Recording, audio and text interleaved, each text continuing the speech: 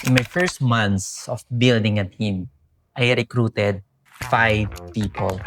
3 of them are gone. And the 2 who stayed, they're the ones who I almost said no. That gap between who I thought would succeed and who actually did cost me months of wasted training. And it taught me 3 most expensive leadership lessons of my life so far. I'm going to give you all 3 with the actual mistakes attached. So you don't need to pay the same tuition I did.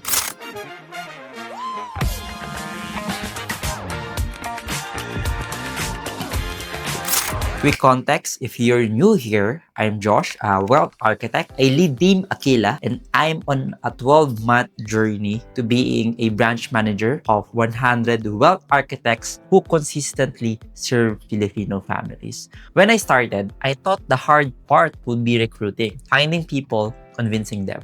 I was wrong. Recruiting is the easy part. The hard part is what comes after. Keeping people active through month 3 when their warm market dries up. Building a culture that holds when I'm not in the room. Watching someone you trained for weeks just stop replying. Kaya honest scoreboard muna tayo bago mag-lessons. 5 recruited, 2 active, 3 inactive. That's the real number. Hindi siya highlight reel, and every lesson today comes from that scoreboard. Lesson number 1, recruit for values, not excitement. This is the mistake that produced the 3 who quit. My first recruits were the most excited people that I talked to. They said, "Alright, I'm hungry. Ready na ako mag-hustle. I want financial freedom." One of them signed the contract, attended 2 huddles, and week 3, hindi na nagre-reply. Not a resignation, not a conversation, just gone. I sent messages, I called, nothing. Here's what that taught me. Excitement is not a qualification. It's a mood, and moods expire. The 2 team members who are still here today, sa totoo lang, hindi sila yung pinaka-excited. One of them asked me so many skeptical questions na muntik ko na siyang hindi patuloyin. But they had something. The excited ones didn't. They were aligned. With the discipline, the daily grind, and the service-first mentality this career actually requires. So now, before anyone joins Aquila, I check 4 things. Hindi ko na tinatanong how motivated are you. 1, coachable ka ba? Not, do you listen? Will you actually implement feedback even when it's uncomfortable? 2, consistent ka ba? Not, can you work hard for 1 week? Can you show up daily for 6 months before the results show up? 3, values aligned ka ba? Do you genuinely want to help families or do you just want commission? Clients feel the difference. So do I. 4, comfortable ka ba sa digital? Content, social media, tech tools, AI. In 2026, resistance to that means the system won't work for you. I'd rather have 5 people who check all the 4 of boxes than 20 who check just 1. If you lead a team in any field, write down your 4 non-negotiables. Then have the discipline to say no to people who don't match, even when your numbers are begging you to say yes. Saying yes to the wrong person isn't kindness.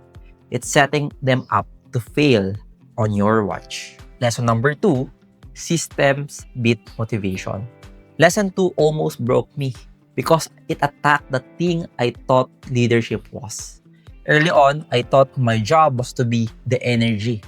Inspiring speeches sa huddle, motivational messages sa group chat, hype man mode, and every Monday, it worked.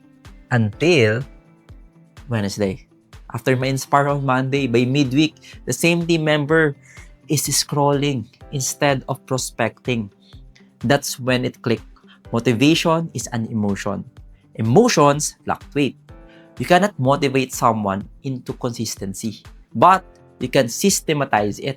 So I stopped writing speeches and started writing SOPs, the rule of 100.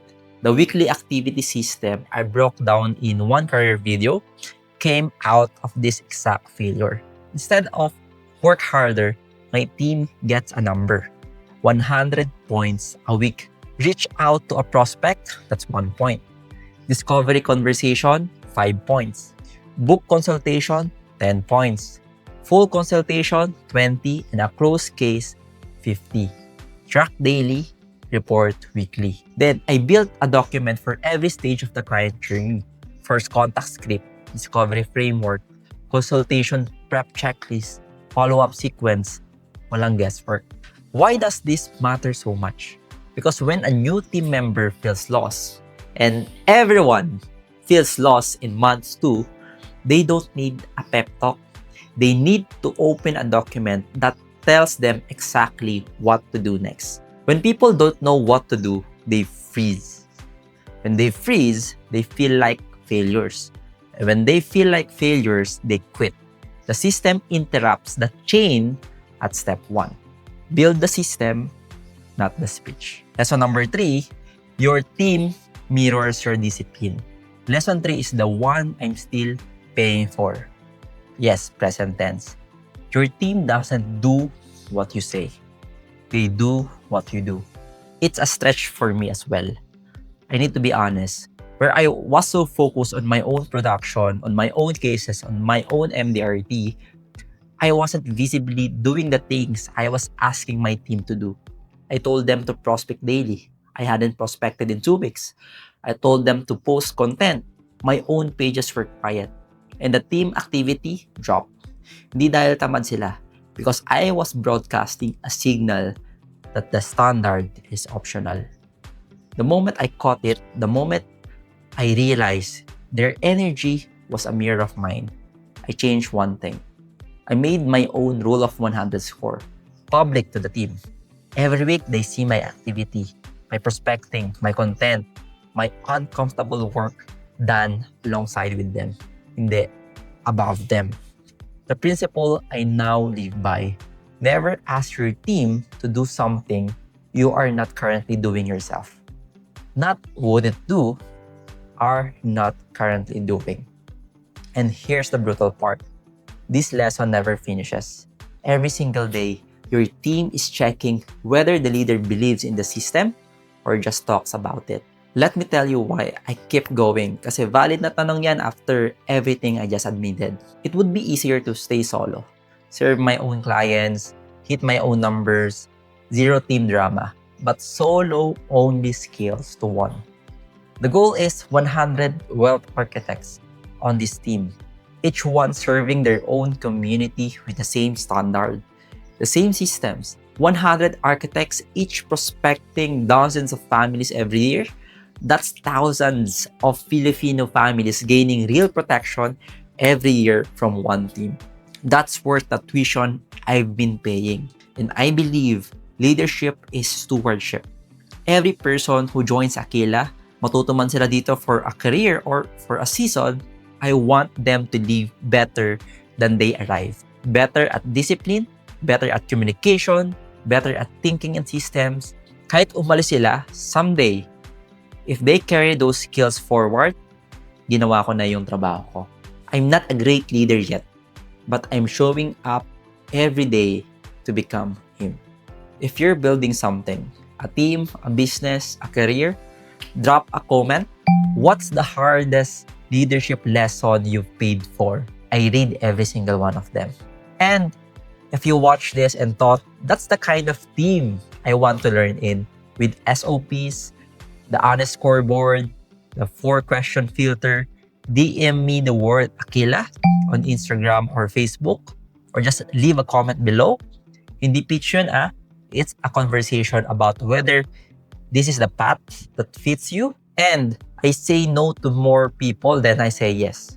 That's the point. So subscribe.